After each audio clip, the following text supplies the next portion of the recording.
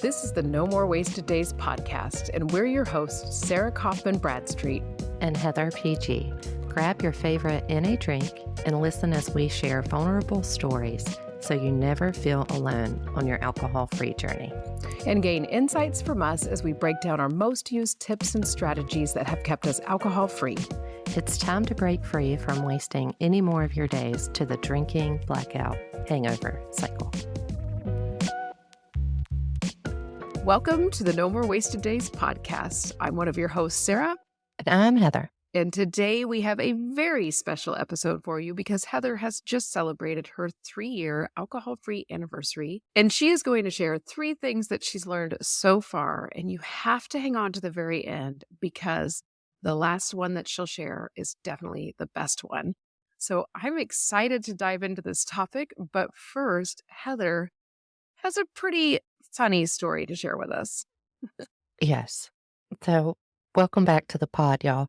So this week, I went to the store that I go to probably every other day. I had to go to the bathroom and checked out. I got home. I looked in the passenger seat and there was the key to the store restroom. I don't think I've ever done that one. I'm like, I feel like you went to a whole nother level right there. I did. And I said out loud, well, shit. And I put the things in the refrigerator and I went right back, kind of like the walk of shame in college. And I was like, here's your key to your potty. I'm sorry. She just looked at me. And it's like, you think of all the times you went out drinking and you'd get home and you'd be like, oh my God, do I have my phone? Do I have my wallet? Do I have my keys? Debit card. Yeah, right? And I was very fortunate in that I feel like I never lost any of those major things as a drinker. But I lose things or walk off with things so much in my sober life. Yeah, it's like spastic, sober edition, Heather shenanigans. Sober edition, Heather shenanigans. Yeah, so if you're hoping that if you quit drinking, your life will become more organized, it will. But there are some parts of you that are just parts of you. I was telling Heather beforehand, I was like, I've just learned to accept that I'm a little bit more scattered than the average person. And I'm trying to look at it more as like my superpower now and just be like, this is who I am. And I have to accept the fact that actually it doesn't bother me as much as it bothers some people. So maybe it's a good thing. It's a good thing to embrace. We're all human. Yeah. And then I have a fun thing. Yesterday, I turned 45. What?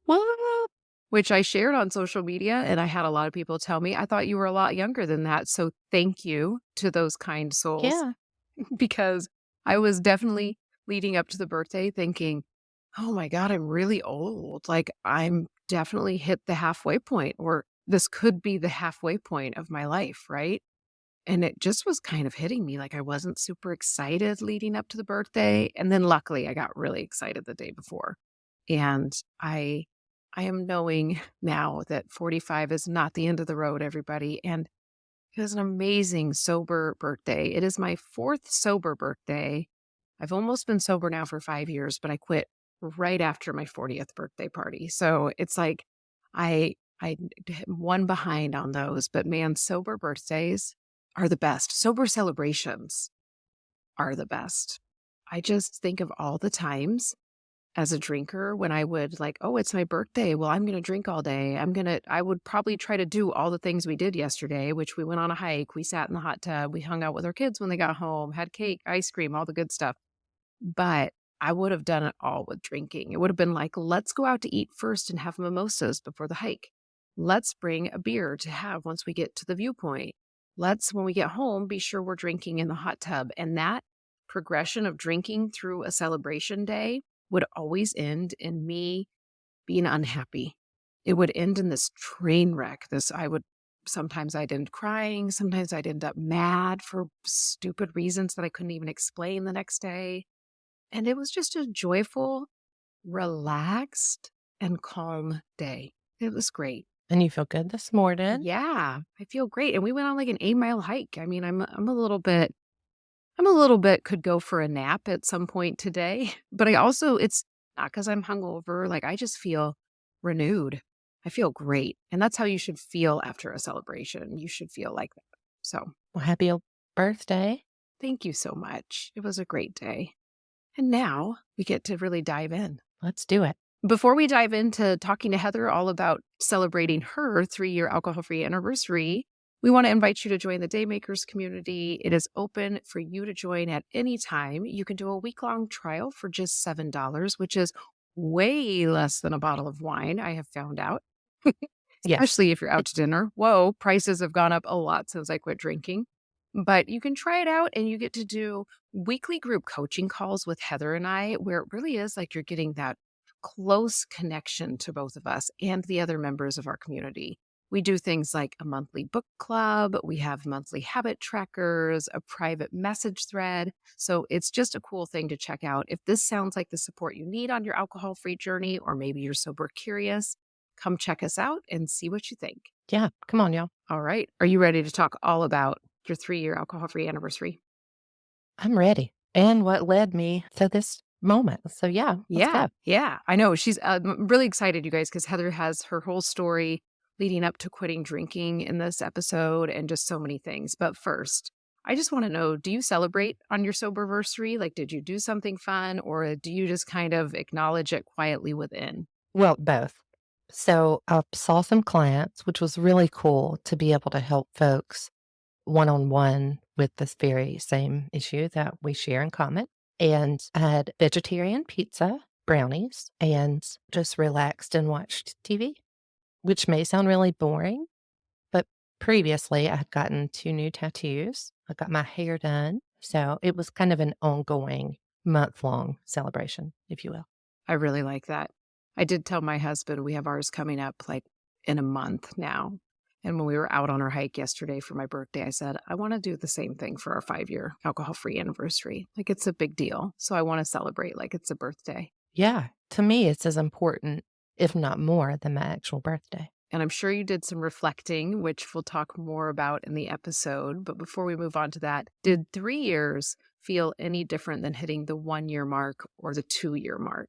Yes. Year 3 so far feels more peaceful. Year 1, I felt like I needed to thank the academy, like I needed to give a speech, like I had won an award, which I did, as defined by me. In year 2, it was more of like, okay, it had settled, and now it just feels more of acceptance Hmm. and more at peace. Yeah, I love that you use the words at peace on your journey because I remember the 30-year anniversary for me felt different because it didn't feel as momentous, but not in a bad way. Like it just kind of felt like this is what I'm doing. This is my life and I'm really happy with it. So I'm happy to hear that you felt the same. So one more question for me before you tell us your story. What is your this is so hard to answer. I gave her this one and I was like, this one changes for me every single day. It's not even fair. What is or are, you can give us more, your favorite parts of sobriety? Wow, yeah, there's a lot. I would say, off the top of my head, just being present in a life that I don't have to escape from, whether it's good things that are happening, bad things that are happening, just normal daily happenings are just better without booze. Yes. Oh, you nailed it on the head right there. The being present for life that like you enjoy, that you fully choose to be a part of. Yes, it's so empowering because you have to own what owns you, and being able to own it and not have alcohol own me is just super empowering. Yeah. Man. Oh, that's like a quotable right there. Because that's huge. Thank you. You did it so well. I would have been like, man, this and that. You summed it all up perfectly. So I can't wait to hear you share your story of just leading up to like what led you to quit drinking. So, what I know so far about myself, I've never done things the easy way in most cases. As an example, social work is a very stressful career with little financial reward. I'm a lesbian. I mean, they're two great things, Yeah. but they're not easy Hmm. paths. Speaking of easy, drinking was easy. Quick relief for any occasion, good, bad, indifferent. It's easily acceptable, pardon, accessible, and it's cheap ish Yeah. Relatively. and legal. So basically, like a lot of people, I just wanted to be numb. from grief, humanness, feelings, and fear. What I do find interesting is I started listening to podcasts like ours in 2017. Hmm. I would listen to podcasts about sobriety on the way to work, and on the way home, I would listen about podcasts about IVF. For those who are listening, that is the fertility journey that I was on at that time. And to me, this seems like obvious self sabotage now in terms of the order in which I listened to the podcast. Because the witching hour was on the way home. So I would suggest that anybody listen to a sober podcast during your witching hour. Yeah. It's a 4 o'clock thing. Yeah. And if you go back to the episode about ego, your ego pitches a fit right before you're about to make a significant change in your life. Mhm. And I know for me, my ego pitched a hell of a fit, like a 4-year long fit. Oh, to be in your head during that 4 years, and I know what you're talking about because I contemplated quitting drinking, taking a break from drinking, changing my relationship with alcohol for probably 4 years. It took a long time. Yeah. I was aware, but I did not have the awareness that I have now in the rearview mirror, so to speak. Yeah. So then my daughter was born, and I was born again. And that may seem really strange to some, but when you have a baby at 40 that you went through hell to get, you are kind of born again. Mhm. You're a person that you've never been before. You're a new parent. You're just new. Yeah. And you're 40 in my case. So those are two big happenings within 36 hours of each other because she was born 36 hours before I turned 40. Oh, that's So so cool. it is cool. So it was a lot. And the pandemic in May of 2020. So there were a lot of interesting happenings going on.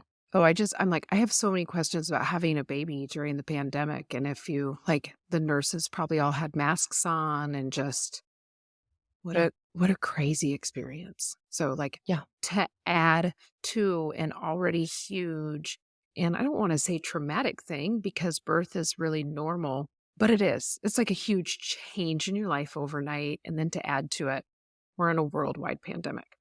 Right. Like, that's wild. For some reason, I always forget that piece of your story too, so I'm so Yeah. glad you shared it. Yeah. I think the pandemic had a lot to do with my personal rock bottom. So this is a very abbreviated version. Mhm. So after I quit drinking, I got cancer, breast cancer, in about 100 days. And I fought cancer and alcohol for a year. And every single day was holy and hell. What I mean by holy is special and sacred. What I mean by hell, hard, fucking hard. Excuse my language, Yeah. but truly. Anybody who's been through such a it's like a battle every single day, and when you're quitting drinking, it's already a smaller battle, but then to fight cancer or any serious illness, that's crazy. Yeah, it was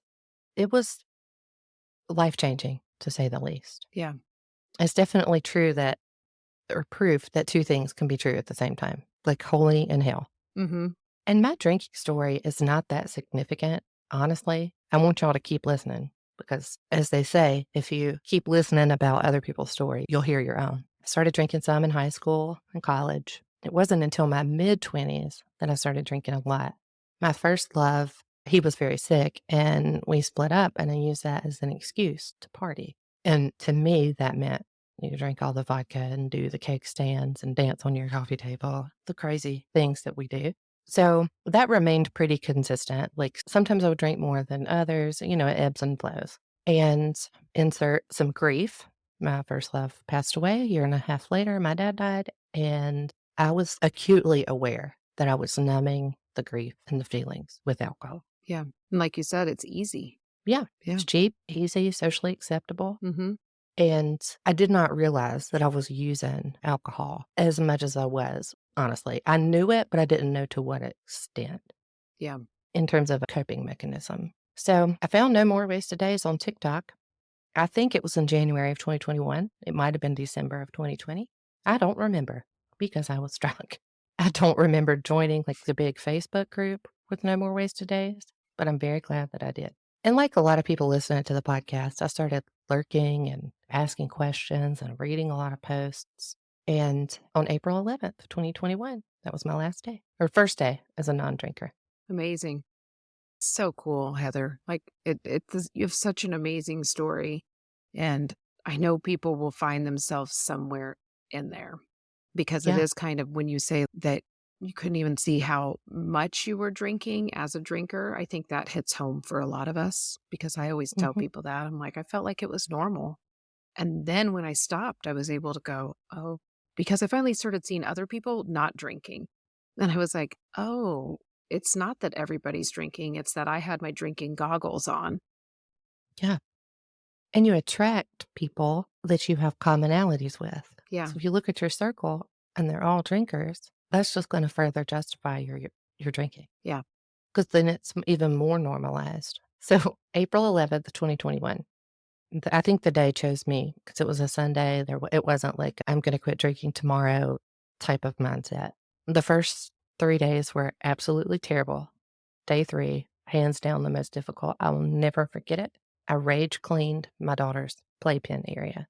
I started to read, quit lit, listening to podcasts, talking to my therapist.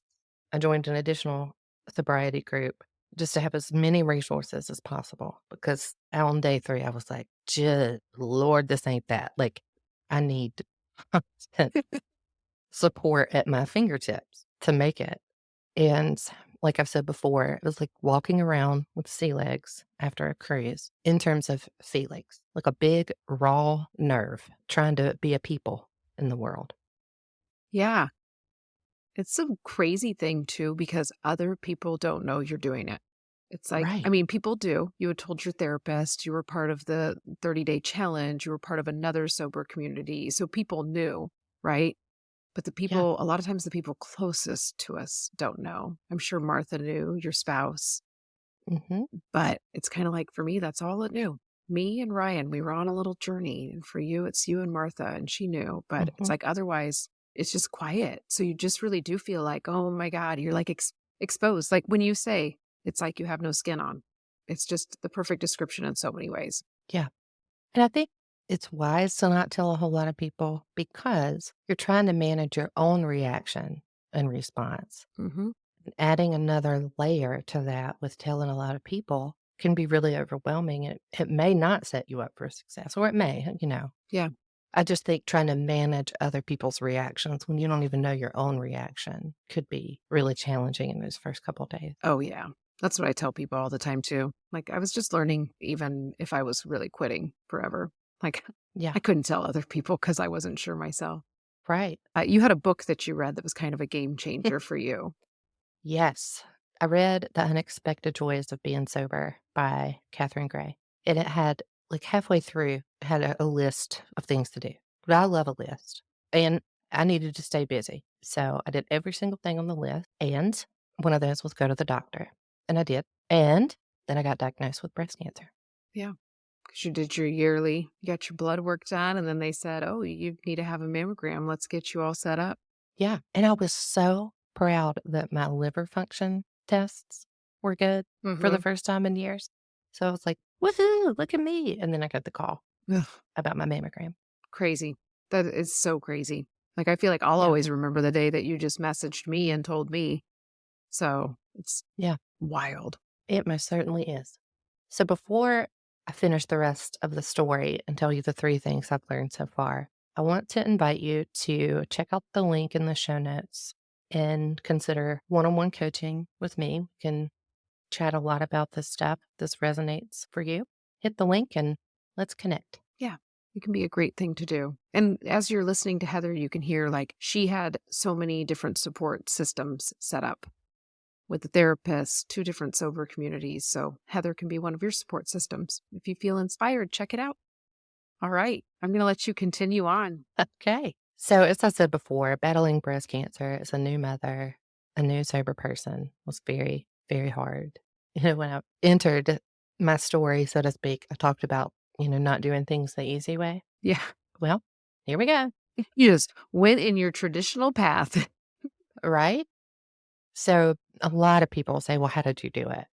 And honestly, I did it similarly to how I quit drinking. Lots of support, therapy, coaching, and I decided to use my stubbornness to my advantage. And I fought like hell. Yes. I make it sound easy. It was not easy. No. Whenever you answer the question, "How did I do it?" for somebody, it always sounds easier than it is. Whenever people ask me that question, "How'd you quit? How do I quit?" I'm like, "How much time do you have?" Yeah, Like, it's such a layered process. It really, really is, and it's not just the quitting drinking, and it's just there's so much to it. I know both of us could just go on and on and on about it. yeah, for sure. As far as the 3 things that I've learned so far, I want y'all to hang on because the 3rd is the best in my opinion. Number 1, alcohol is boring, and so is addiction. It's deadly and it's boring. Yes, yes, yes. Yeah, and it's real. It's deadly boring and real. Mhm, And I personally have not met anybody that I deeply admire that has had an easy past. mhm. And when you think about alcohol, as we've said many times, Sarah, it is so socially acceptable. And it's one of the most addictive drugs in the world. Yeah, And I want to say again, not everything about my drinking was bad until it was. And things don't have to be bad to not be good for you. I really think we ask ourselves the wrong question. Am I an alcoholic? I think the question should probably be, is this thing, whatever your thing is, good enough to stay the same? I really like that question. I think it's far better than asking, "Am I an alcoholic?" Because it is being stuck. Yeah, I didn't know that was even a question when I was in the thick of it. So if you're listening and you're thinking about quitting, ask yourself, is this good enough to stay the same? Number 2, the hardest part is deciding to quit. Mhm. It could be anything, whatever your thing is. It's the wavering back and forth. Phew, it'll drive you crazy. It's yes. And then I think one of 2 things happen. Your life and your thing, in my case, alcohol, you get so miserable and you're in so much pain, emotionally, physically, mentally, that you have to change. You really don't have a choice. Oh, you do. Or you ask yourself, is this good enough for me to continue? And if the Mhm. answer to that is no, and you make your decision, it is far easier once you've decided. Yeah. That said, I realized that alcohol is 10% of the issue. It's like, hold my LaCroix, damn it. The 90%'s the work. So I think it's really important to do the work. I think that is quote unquote secret to my success. And just the idea that alcohol enhances your life is bullshit. It really is. It so is. That's, like, the one thing, if people can hear that and just give it a chance, it's like, "Oh, yeah, you can see." Yeah. And speaking of the seeing, you have to do. It's in the doing Mhm. and the consistency. And if you do the things, if you do the work and you're consistent with it, the return on investment is unreal. One of the things I admire most about any human is their willingness to work on themselves and have a better life. Yeah. Oh, I love that. I love that you said that because that is always when I think about the people who I hope, you know, try the 30-day alcohol-free challenge or hop into the Daymakers, all I ever hope is that they are people who are willing to work on themselves, who are willing to Yeah. see that they can improve no matter where they are. If you feel like you're super low and you just can't see your way out of the hole, like, we can help you see that, and if you start believing it, and then or if you're like, "Oh, I do self-work all the time, but I always know there's room for improvement." Those are my people. Yes. Same. Number 3, here's my favorite that I've learned so far. I am lucky enough to have found me. 100% 40, almost 44-year-old me. Yep. From the Enneagram, astrology, human design, ancestry, spirituality, I wanna know it all, even if I don't like it or agree with it. Mhm. It's me data about me. So it helps me put together the puzzle of myself so that I can help and know others and be the best version of myself every day. Yeah, I can write the story of me within the parts that I can control, and that is the most important thing I've learned so far, and I'm worth it. I love that. You almost had me crying there at the end. I wondered if I was gonna cry too. Yeah, that was big. Wow, Heather, thank you so much. Like, those 3 things and that I'm so lucky to find me. I think one of the reasons I was a little emotional yesterday on our hike. I kept telling Ryan, I said, "Well, I wanna say some things, but every time I start, I feel like I'm gonna cry, and I just want you to know that I'm having a good time." But that was one of them. Like, I'm so lucky to know who I am. And because I feel like I didn't for so long. Yeah. Yeah, there's such a disconnect when you're numb and in denial and in the shits, and the only way out is through. Mhm. So, and when you get through and you can reflect, it really is a gift. Yeah. Well, thank you so, so much for sharing this. I think the listeners, like, someone's gonna resonate with some part of this podcast, or every person is going to resonate with at least one part of this episode. And I think that hearing other people's stories was so motivating to me in the beginning, because I would look at people and go, "Well, if they can do it, I can do it." I stopped Mhm. saying things like, "Oh, Heather has 3 years and I only have 30 days." No, I started being like, "Heather has 3 years and I'm gonna do that too. I'm going to get to that level." And Yeah, I think it's proof. it is. It is proof. And when you get in community with other folks who are trying to improve their life, there's so much to learn from other people Mhm. because they may say something at the exact right moment that your ears have the capacity to hear it and it lands. And you're like, well, dang. Yeah. I totally, totally agree. So, well, I think we should probably wrap it up, shouldn't we? Yeah. I feel like I had so much fun listening to you share the story. I hope everybody else did too.